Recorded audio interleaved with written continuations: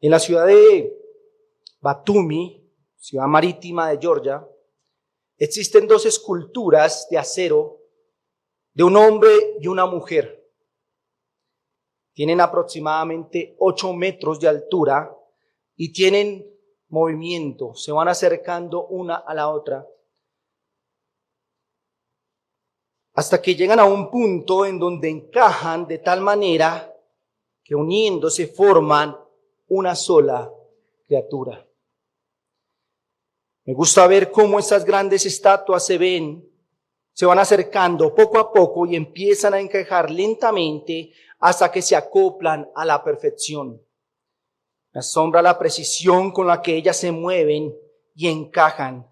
Y para mí es una ilustración de la igualdad esencial entre hombres y mujeres y de la unidad e intimidad que debe primar en las relaciones matrimoniales. Ellos serán una sola carne, dice el Señor.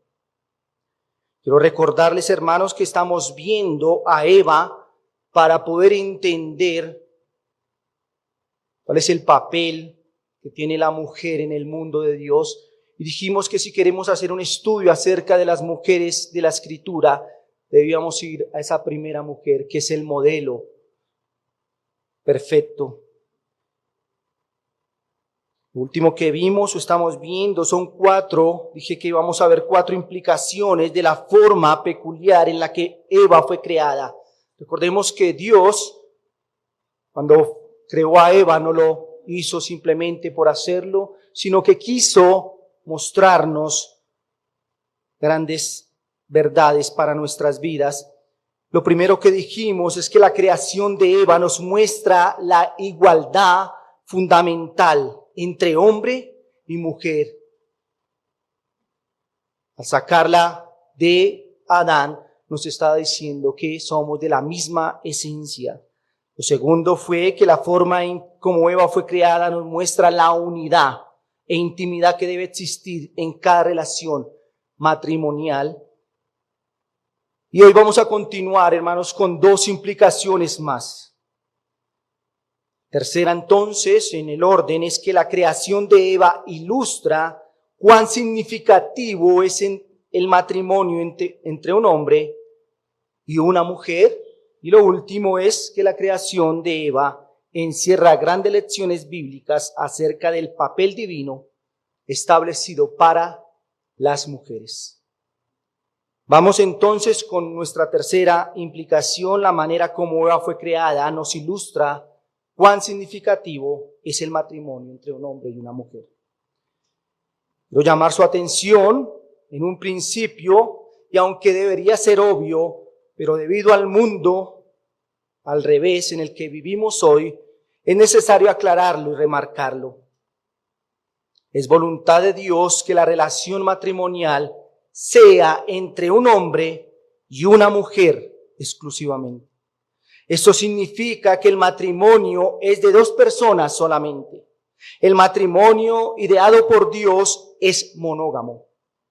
No es idea de Dios que un pacto matrimonial esté conformado por un hombre y un harén de mujeres. Escuchaban las noticias, un personaje que tiene 8 mujeres y que la 9ª la está buscando acá en Colombia.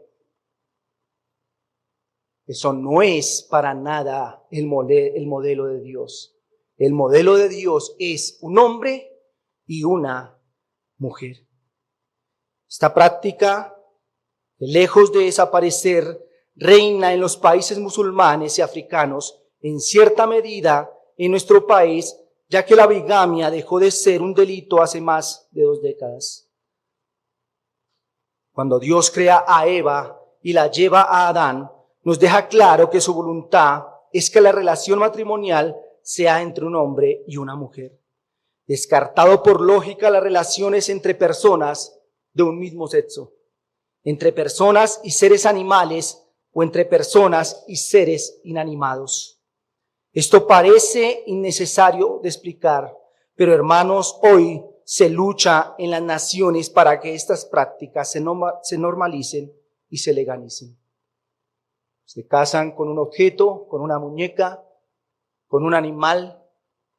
Pero el Señor, al crear un hombre y una mujer, está dejando claro que esa es la relación que Él bendice y que Él manda. Pero la atención principal en esta implicación quiero dársela al hecho de que la relación matrimonial es una ilustración terrenal de la gloria del amor de Cristo por su iglesia.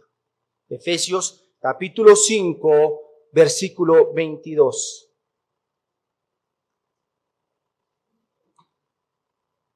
Las casadas estén sujetas a sus propios maridos como al Señor, porque el marido es cabeza de la mujer, así como Cristo es cabeza de la iglesia, la cual es su cuerpo y Él es su Salvador. En estos textos el apóstol revela la intención principal de Dios al crear el matrimonio. ¿Cuál es este propósito? Es declarar visiblemente y proveer al mundo una ilustración terrenal de su amor por la iglesia, sus sacrificios por su iglesia, su unión por la iglesia, su santificación a la iglesia y sus propósitos gloriosos de la relación con su iglesia. Dios es, como dicen algunos predicadores, un Dios pedagógico. Y con el ánimo de enseñarnos la grandeza de su amor, crea el matrimonio y nos da una institución cargada de ejemplos para que podamos entender en alguna medida su obra y podamos buscar imitarle en nuestra relación matrimonial. Hemos escuchado muchas veces estas frases dichas por primera vez por el puritano Matthew Henry. Eva fue hecha de una costilla tomada del costado de Adán. No fue tomada de una parte de su cabeza para gobernarlo, ni de sus pies para ser pisoteada por él. Fue tomada de su costado para ser su igual, bajo sus brazos para ser protegida y cerca de su corazón para ser amada. Hasta aquí la frase de Matthew Henry. El simbolismo del que se nos habla aquí concuerda muy bien con lo que la Escritura nos enseña acerca de la relación correcta entre marido y esposa. Dios exalta a la mujer una vez más y la pone en una posición de privilegio para ser protegida y para ser amada. Cuando Dios crea a Eva, la pone en esa posición de protección bajo el cuidado de su esposo, así como Cristo cuida a la iglesia. El hombre fue creado con las capacidades físicas, espirituales y emocionales para ser un mayordomo y para ser un cuidador. No solo de los objetos, de las cosas, sino también de aquella mujer. El hombre fue creado para ser cabeza. El hombre debe cuidar, conducir, debe amar, debe sustentar y debe santificar a su esposa a costa de sí mismo, así como Cristo lo hace con la iglesia. Efesios capítulo 5, versículo 25 al 31. Aquí observamos cómo el apóstol Pablo crea esta hermosa y sublime comparación. Versículo 25, maridos, amad a vuestras esposas, así como Cristo amó a la iglesia y se entregó a sí mismo por ella, para santificarla, habiéndola purificado en el lavamiento del agua por la palabra, a fin de presentársela a sí mismo una iglesia gloriosa, que no tuviese mancha ni arruga ni cosa semejante, sino que fuese santa y sin mancha. Así también los maridos deben amar a sus mujeres como a sus mismos cuerpos. El que ama a su mujer, a sí mismo se ama, porque nadie aborreció jamás a su propia carne, sino que la sustenta y la cuida, como también Cristo a la iglesia, porque somos miembros de su cuerpo y de su carne y de sus huesos. Por esto, versículo 31, ¿recuerdan ese texto? Por esto dejará el hombre a su padre y a su madre, y se unirá a su mujer, y los dos serán una sola carne. Grande es este misterio, mas yo digo esto respecto de Cristo y de la iglesia. Quiero que de estos textos extraigamos una lista de necesidades, según Pablo, que requiere la esposa de su marido. Si usted mira de los versículos 25 al 28, se nos dice que los esposos, que los varones debemos amar a nuestras esposas, a nuestras mujeres. Si mira el versículo 29, dice que debemos sustentarlas, que debemos cuidarlas y debemos hacerlo como lo hacemos a nosotros mismos. Pablo no solo expresa que esta es la manera adecuada en la que el esposo debe relacionarse con su esposa, sino que pone un estándar, nos dice cómo hacerlo, y el argumento es el siguiente: que el hombre debe amar a su mujer como Cristo ama o amó la iglesia. El esposo debe ser para su esposa lo que es Cristo para la iglesia. El amor sacrificial de Cristo por su iglesia es único, pero el esposo debe imitarlo si es que desea agradar a Dios. El amor al que se refiere estos textos va mucho más allá de un amor físico. El cuidado y sustento también trasciende lo corporal, indicando que el esposo debe cuidar, sustentar a su esposa en todas las áreas. No solamente en el área terrenal, no solamente dándole lo que ella necesita en su área física, sino también en su área espiritual. Esa es la labor de nosotros los esposos, hermanos. Cristo sustenta a la iglesia, Cristo le da todo a la iglesia, pero también Cristo pastorea, santifica su iglesia. Pablo les da una razón para estas exigencias a los esposos. El hombre debe amar, cuidar y sustentar a su esposa, porque no son dos, sino uno. Son dos, no son dos, sino ya son uno solo. El hombre debe recordar que ella es hueso de su hueso y carne de su carne. Quiere decir que la forma como la mujer fue creada la pone en una posición para ser cuidada, para ser amada y para ser sustentada. Matthew Henry dijo: si el varón es la cabeza, ella es su corona. Una corona a su marido y una corona de la creación visible. El varón fue polvo refinado, pero la mujer fue polvo doblemente refinado, más lejos de la tierra. Hermanos, lo significativo en esta implicación es que el matrimonio es una representación de cómo Cristo cuida a la iglesia, pero nosotros, como esposos, como varones, debemos imitarle, debemos cuidar, debemos amar y debemos sustentar a nuestras esposas. Pasemos a nuestra cuarta y última implicación. La forma como la mujer fue creada nos comunica que fueron diseñadas para cumplir un papel divino. ¿Cuál es su papel divino? No queremos en este punto contradecir lo que ya hemos dicho, y es que Eva era para Adán, en el aspecto intelectual y espiritual, un igual. Ellos eran iguales ante Dios y superiores a las demás criaturas, pero a pesar de esto, hay que notar las diferencias entre los modelos. Asunto que no fue circunstancial, sino que fue deliberado. De la manera como Dios creó al hombre y Dios creó a la mujer, ahí nos estaba mostrando el modelo, el rol que cada uno de nosotros deberíamos seguir.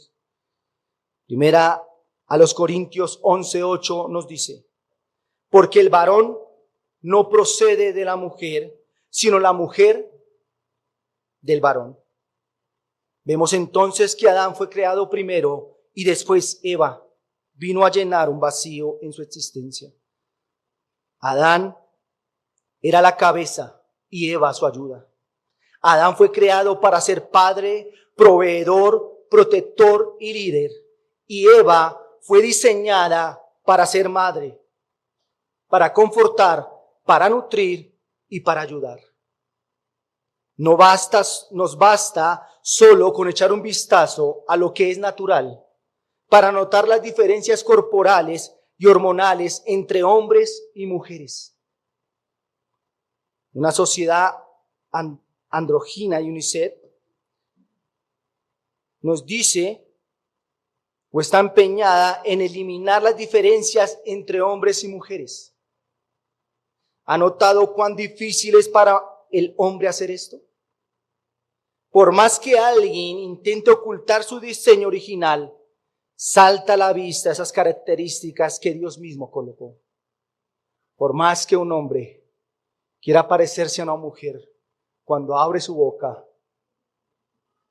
inmediatamente notamos esas diferencias. Cuando miramos su cuello, notamos esas diferencias.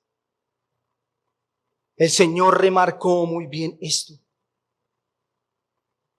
¿Por qué? Porque nos diseñó diferentes. Hermano, la sociedad unisex es una sociedad absurda, peligrosa y trastornada. Las diferencias entre hombres y mujeres van más allá de lo físico. Hombres y mujeres somos diferentes en aspectos importantes como lo social, lo emocional y lo psicológico. Como creyentes siempre debemos cuidar de que las diferencias entre hombres y mujeres sean evidentes. Desde nuestras casas, en la educación, en la iglesia, debe ser notable que hombres y mujeres fuimos creados diferentes para cumplir roles diferentes. Esta diferencia nos marca que tanto hombres como mujeres fueron hechos para cumplir roles diferentes en el mundo de Dios.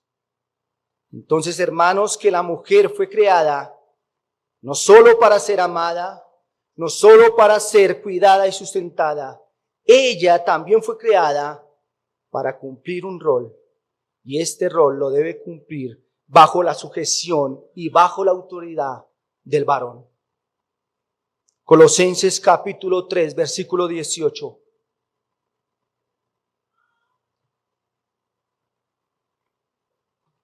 Casadas, estad sujetas a vuestros maridos como conviene en el Señor. La palabra sujetas, aquí usada en el original, es la palabra hupotazo, que significa estar bajo autoridad, estar bajo obediencia, ponerse bajo autoridad. Esta palabra se usaba para referirse a un soldado que estaba bajo la autoridad de un superior. Cada vez que Pablo la usa en sus cartas, lo hace en referencia al orden. Todas nuestras relaciones, ya sean en la iglesia, en nuestra nación y en la sociedad en general, deben tener cierto orden. Las mujeres también deben estar bajo la instrucción y autoridad de los varones de la iglesia. 1 Timoteo capítulo 2, versículo 11 al 14. La mujer aprenda en silencio con toda sujeción, porque no permito a la mujer enseñar ni ejercer dominio sobre el hombre, sino estar en silencio, porque Adán fue formado primero, después Eva, y Adán no fue engañado, sino que la mujer, siendo engañada, incurrió en transgresión. Dice Pablo, qué machista es. Note, hermano, que el argumento que da el apóstol para el liderazgo masculino proviene de la creación, no de la caída. Adán fue formado primero y después Eva. Así que el principio del liderazgo masculino fue diseñado desde la creación, no como algunos han sugerido que fue una consecuencia del pecado de Adán. Tal vez muchos piensan, si Eva y Adán no hubieran pecado, si Eva no hubiera hecho pecar a Adán, nosotros, las mujeres, no teníamos que sujetarnos. Hermanos, cuando Dios crea al varón primero, inmediatamente marca ese liderazgo. El varón es la cabeza, él es el líder.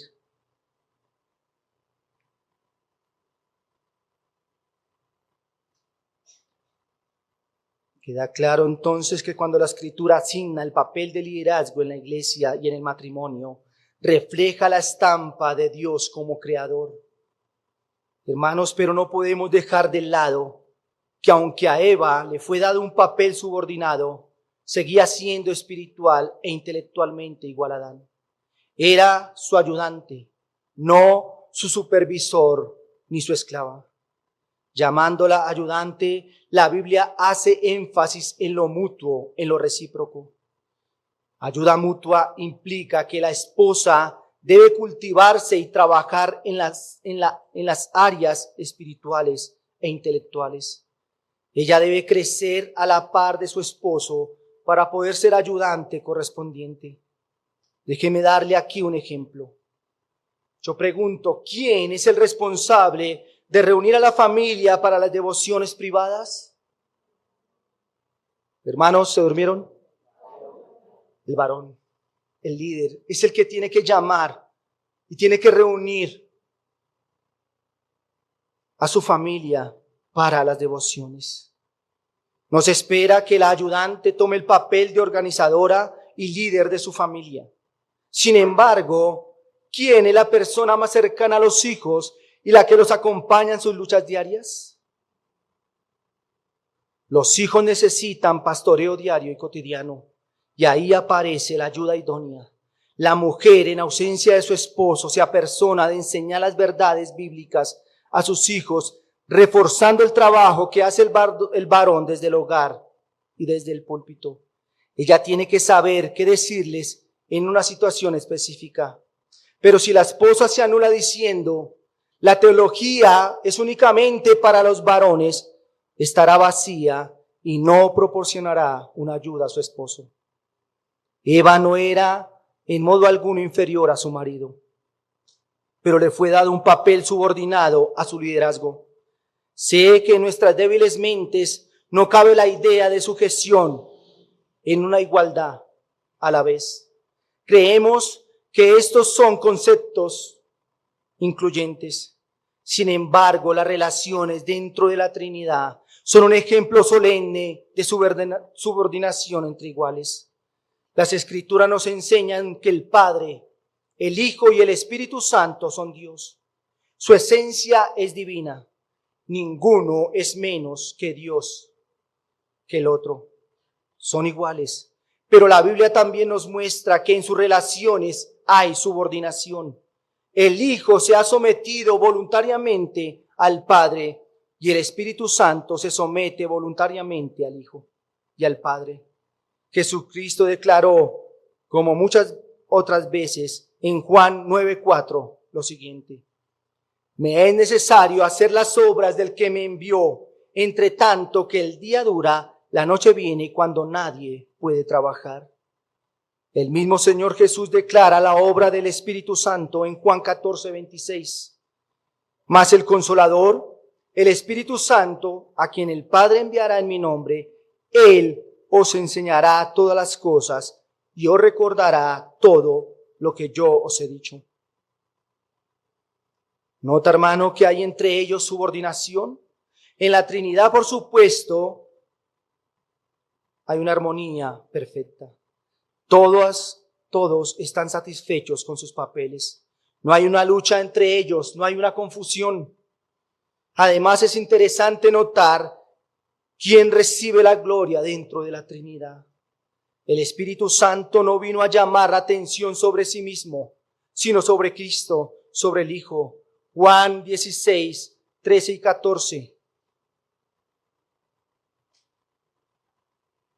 Pero cuando venga el Espíritu de verdad, Él os guiará toda la verdad, porque no hablará por su propia cuenta, sino que hablará todo lo que oyere y os hará saber las cosas que habrán de venir. Él me glorificará, porque tomará de lo mío y os lo hará saber. Además, mi hermano, recuerde que el Señor Jesucristo no vino a llamar la atención sobre sí mismo, sino a procurar la gloria del Padre y llevar a los hombres a que miraran al Señor, al Padre. Juan 17:4 dice: yo, palabras del Señor Jesucristo, yo te he glorificado en la tierra, he acabado la obra que me diste que hiciese. Si usted nota, hermanos, estos textos nos muestran que, aunque siendo iguales en deidad, las personas de la Trinidad se someten, se sujetan una a la otra y buscan la gloria del Padre. Por tanto, los creyentes no deberíamos luchar contra la sumisión y la autoridad, pues notamos que es idea de Dios. Claro que debido al pecado, la sumisión y la autoridad llevan consigo una carga. Pero por amor a Cristo, los cristianos obedecemos con amor y abnegación y procuramos dar la gloria al Señor en nuestras relaciones. Quiero que vaya conmigo a 1 Corintios, capítulo 11, versículo 3. Aquí el apóstol Pablo hizo un paralelo entre la sumisión voluntaria de Jesús a su Padre y la sujeción de una esposa a su marido. Pero quiero que sepáis que Cristo es la cabeza de todo varón, y el varón es la cabeza de la mujer, y Dios la cabeza de Cristo. Como dijo Scott Brown, la sujeción de la esposa a su marido es una evidencia de que ella cree en el Evangelio, pues su vida refleja a la iglesia sujetándose a Cristo. Así es como la sujeción de la esposa refleja un fruto del poder del Evangelio. Esto es cierto, porque creer en el auténtico Evangelio conduce a una vida de obediencia, puesto que la fe sin obras es muerta. Las Escrituras enseñan que la esposa debe sujetarse a su propio marido en todo y debe respetarlo. Por medio de la sujeción, la esposa demuestra cómo la iglesia verdadera obedece al Señor. Cuando no lo hace, expone ante el mundo un evangelio falso. Hasta aquí la cita. En suma, mis hermanos, y para abandonar este punto, hombres y mujeres fueron creados intelectual, espiritualmente iguales. Ambos fueron hechos a imagen de Dios, pero creados para funciones diferentes. Las mujeres no son en ningún sentido inferiores a los hombres, pero fueron creadas con un propósito distinto. Espero haber dejado claro esto. Las mujeres deben estar subordinadas en la administración de la iglesia y la familia a la autoridad del varón. Este cuadro maravilloso es el que encontramos antes de la entrada del pecado en el mundo. Ese lugar lo ocupaba Eva, sin tristeza, ya que eran ambos, Adán y Eva, pareja y compañeros, labradores del jardín. Dios estableció a Adán como cabeza de la raza humana y Eva como responsable ante su esposo. Ese estado donde Dios la puso a ella, no la consignó a una esclavitud servil o a un estado doméstico de sometimiento, sino de libertad completa. Claro está, hermanos, que existen muchos argumentos y enseñanzas sobre el tema, pero quiero en este tiempo que me queda dar algunos asuntos prácticos de lo que es la sujeción. Creo, hermanos, que el sujetarse, o muchos no lo hacen por un mal entendimiento o por falsas ideas de lo que es la sujeción. Pero quiero darle a ustedes algunos asuntos prácticos de lo que es o de lo que no es la sujeción. Muchas mujeres no se sujetan a sus esposos argumentando: ¿por qué solamente las mujeres debemos sujetarnos? ¿Por qué solamente nosotros, los hombres? Debo decirle que esto es totalmente falso. Todos estamos en alguna manera sujetos a otra autoridad. Estamos sujetos a las autoridades públicas, como nos lo dice Romanos capítulo 13, versículo 1. Sométase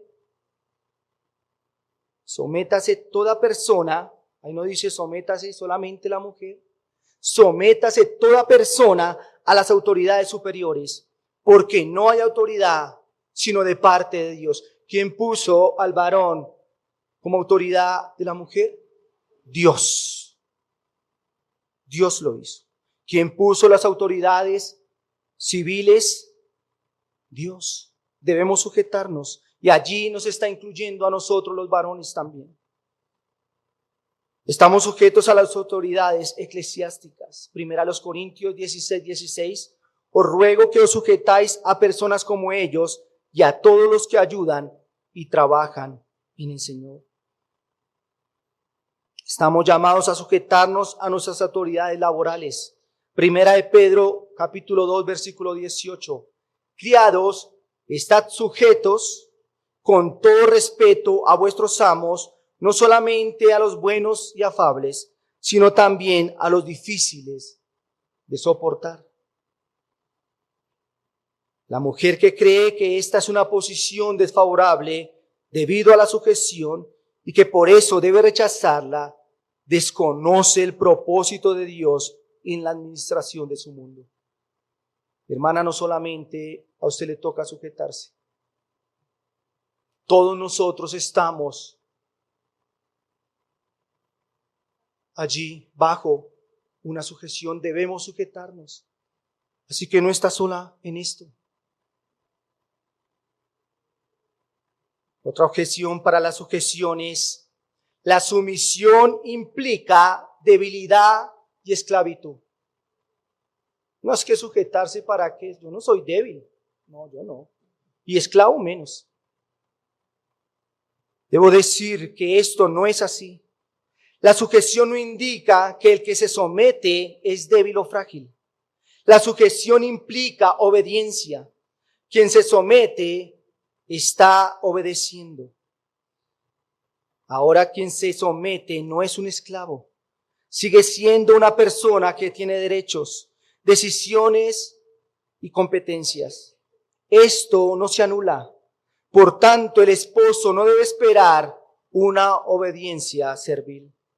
No podemos limitar a nuestras esposas a los servicios domésticos. Ella o ellas son mucho más que unas servidoras. Son una ayuda adecuada. Ellas tienen cosas valiosas para decirnos, cosas valiosas para aportarnos a la construcción del hogar.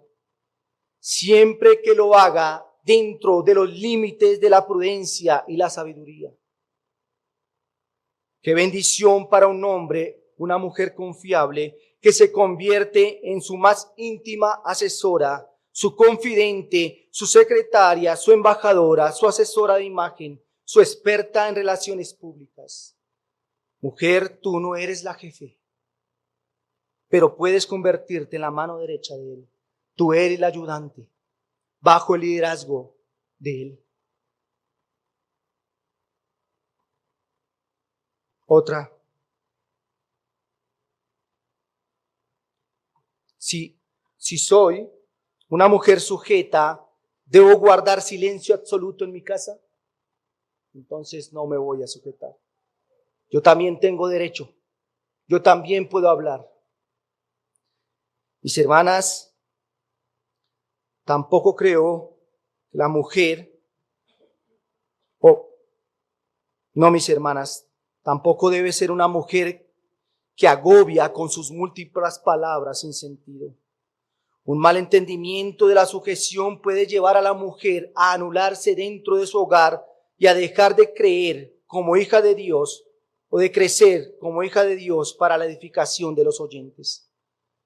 No significa que es anularse y callarse. Pero ¿qué dice Proverbios capítulo 31, versículo 26? Proverbios capítulo 31. Proverbios 30. Proverbios 31.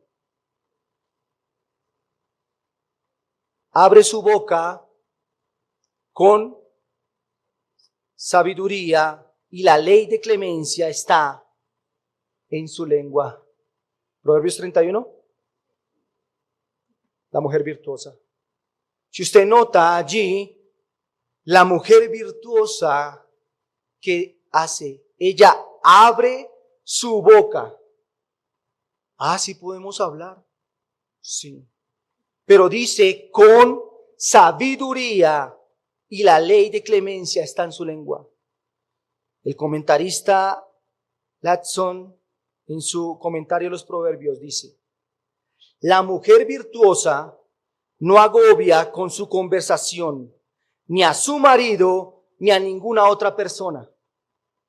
Ha aprendido ese silencio y esa sujeción que el apóstol Pablo recomienda a las esposas. La mujer aprenda en silencio. No cierra sus labios en un silencio huraño, rabioso. Me tocó callarme. Sino que es un placer oírla cuando habla. Porque abre su boca con sabiduría. Además de sus otras labores que ya hemos citado, se levanta por la mañana y encuentra tiempo para leer la Biblia y otros libros instructivos. Medita y reflexiona, recibe y enseña de lo que oye y ora al Padre de las luces. Y así va creciendo cada día en conocimiento y prudencia. Y cuando abre su boca, no habla de nada que no valga la pena escucharla. No dice nada que tenga gusto a frivolidad o afectación. Nada que sea inoportuno. Nada encaminado a ganarse la reputación de astuta. Todas sus palabras son expresiones de ese buen sentido que adorna su mente y de esa virtud que da calor a su corazón y rige su conducta. Mis hermanas, no es callar, es hablar con sabiduría, es hablar con prudencia. No es hablar según sus conceptos, es hablar según la palabra de Dios. El apóstol Pablo dice: no le permito a la mujer ejercer dominio sobre el hombre. Y le dice: aprenda en silencio. Note, aprenda. La mujer tiene que aprender para que cuando abra su boca lo haga con sabiduría. Muchas mujeres dicen: pero es que aquí en la iglesia yo no puedo hablar. Si usted no es sabia, hermana, no hable. Si usted no conoce la palabra, no lo haga. Si usted no sabe de un consejo bíblico, no hable, no abra su boca. Porque la mujer virtuosa habla con sabiduría. ¿Quiere dar un consejo? ¿Quiere ser un ayudante para su esposo? Hable y aprenda con sabiduría. La esposa que se sujeta llega a ser confidente, sabia, llega a ser la mejor consejera bíblica, la ayuda idónea de su esposo, quien la protege y no le prohíbe expresarse. Pero en lo que sí debe la mujer guardar silencio es en cuanto a las debilidades de su esposo. Debe guardarse de no hablar de manera impropia de su marido con los demás. No debe murmurar de él de ninguna manera. Hermana, no use chistes, no use ironías, no humille ni ridiculice a su esposo. Él es autoridad sobre usted. Él es el varón que Dios puso sobre usted. No participe de los comentarios. ni de sus padres, ni de sus hijos, ni de sus suegros. No permita comentarios desfavorables de su marido. No lo haga. Él es la autoridad que Dios puso. Sométase y así el Señor le bendecirá. Otro. Si me someto a mi esposo, me convertiré en un ser inútil e invisible. De ninguna manera, mi hermana. Si se hace en el Señor, no debe ser así. Si se hace con el fin supremo de glorificar a Dios, no debe ser así. La mujer que busca la gloria de su esposo y no la propia, no debe esperar una lista de labores o responsabilidades. La mujer sujeta tiene buena disposición para agradar a su esposo y trata de descubrir las muchas maneras en que puede agradarle. Ella no espera que el esposo le dé órdenes. Ella está siempre dispuesta para anticiparse a lo que él espera. No busca pretextos para evitar estas tareas que le agradan a su esposo. La mujer sometida en amor no es inútil o invisible. Dice la Biblia, la mujer virtuosa es corona del varón. Y yo pregunto, ¿quién puede ignorar una radiante corona? ¿Quién no puede mirar cómo se esconde una radiante corona? De la misma manera, la mujer que realiza su trabajo en el hogar se hace notar. Cada cosa que realiza tiene un toque especial de amor. Las comidas, el arreglo de su casa, las enseñanzas a sus hijos. Además, de acuerdo con sus posibilidades y tiempo, se involucra en el trabajo de la iglesia en beneficio de otros. Nunca una mujer sujeta para la gloria de Dios podrá ser inútil o invisible en el servicio al Señor. Nunca. Una mujer debe inutilizarse para el Señor. Su primer ámbito, el hogar. Debe ser sujeta en el hogar. No debe ser invisible allí. Debe notarse que hay una esposa sabia, pero también en la iglesia. Déjeme terminar con lo siguiente. Mis hermanos y hermanas, hay una solemnidad e importancia superior que es la que nos debe llevar a luchar por matrimonios bíblicos. Pregúntese, ¿por qué desea un hogar más parecido al que la Biblia describe? ¿Es porque está cansado de las discusiones? ¿Es porque quiere más paz y reposo al llegar a su casa por las noches? ¿Es porque quiere ser feliz?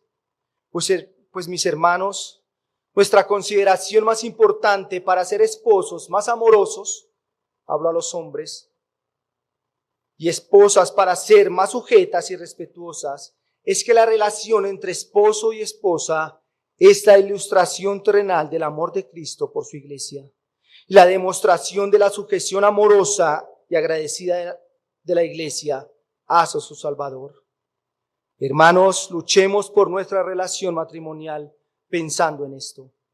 Esposo, piense cuando amo, cuando me sacrifico, cuando sustento, cuando enseño a mi esposa, estoy ilustrando correctamente a Cristo, quien se sacrificó por su iglesia, pero que continúa sustentándola, enseñándola, pastoreándola con paciencia hasta el fin. Estoy desempeñando mi labor como esposo, sustentando y amando a mi esposa como Cristo ama y cuida a la iglesia. La estoy santificando. Esposa, piense en lo siguiente.